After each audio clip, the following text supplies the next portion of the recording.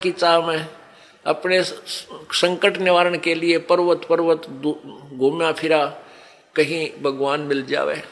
और ऐसे संत मिल गए जहां मेरे वो भगवान जो काम करता है और वो काम वहां हो गए हमारे। तो कहते राम जैसे संत मिला जिन सारे सब काम।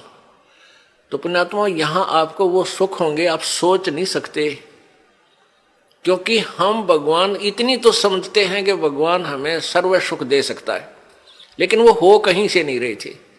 अब आपको यहां से वो सुख होंगे जो आप सोच नहीं सकते कि ऐसा क्या भगवान वर्तमान में भी कर रहा है। तो ऐसे संत मिले तो हमें वो सुख हुए।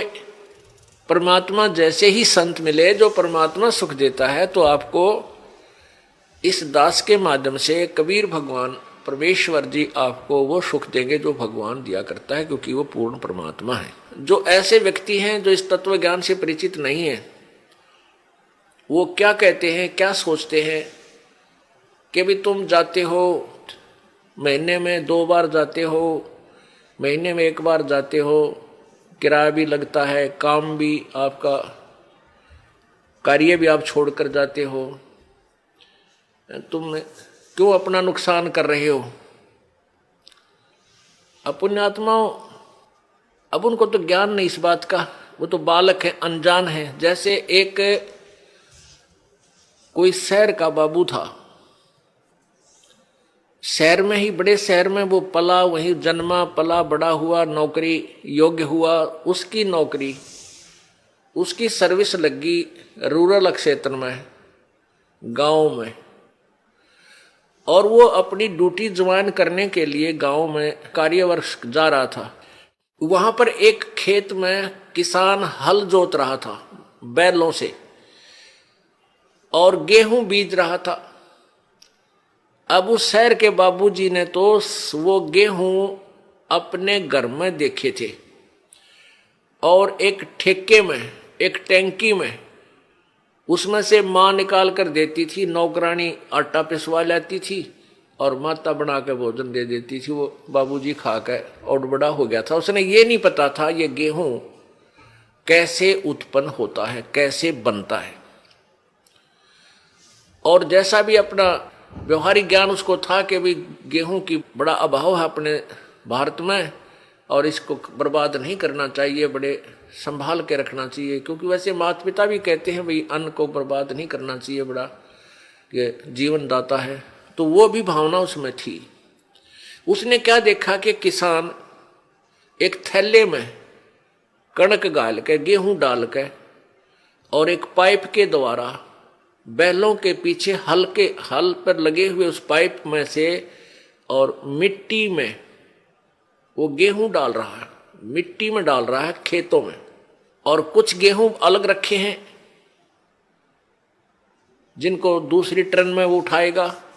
तो उसने देखा कि ये आदमी के क्या मिट्टी में क्या डाल रहा है। उसने देखा गेहूं रखे हैं, ये गेहूं ही बीज रहा है। तो उस किसान से कि मुट्ठी से भी उसने देखा गेहूं डालता है, उसको पक्का हो गया कि ये आदमी मूर्ख है जो ऐसी बढ़िया वस्तु, खाने की वस्तु, अन्न, गेहूं को और मिट्टी में डालने लग रहा, अच्छा पागल।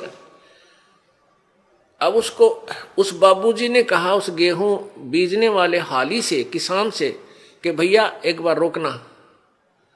अब किसान ने सोचा भाई शहर का आदमी दिखा है, कोई रास्ता पूछता होगा।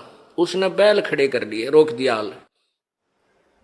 हाँ बाबूजी बताओ क्या काम है। तो बाबूजी ने बोला अरे तू मूर्ख है क्या।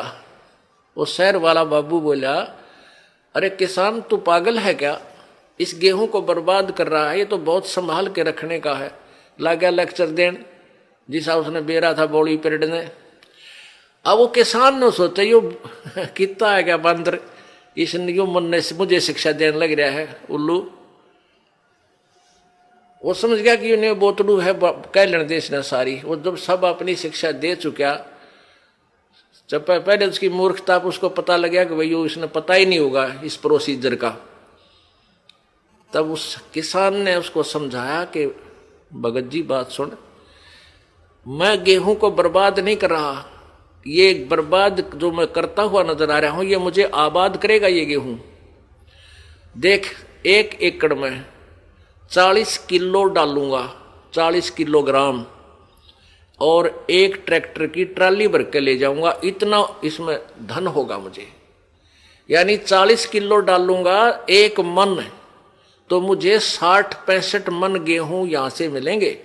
अब वो बता रहा था लेकिन उसको समझ में पल्ला नहीं पड़ रहा। बाबूजी के अक मैं कैसे मानूं भाई, अच्छा मूर्ख है, मिट्टी में बर्बाद कर रहा है। कहता गेहूं 65 मन होंगे एक मन के।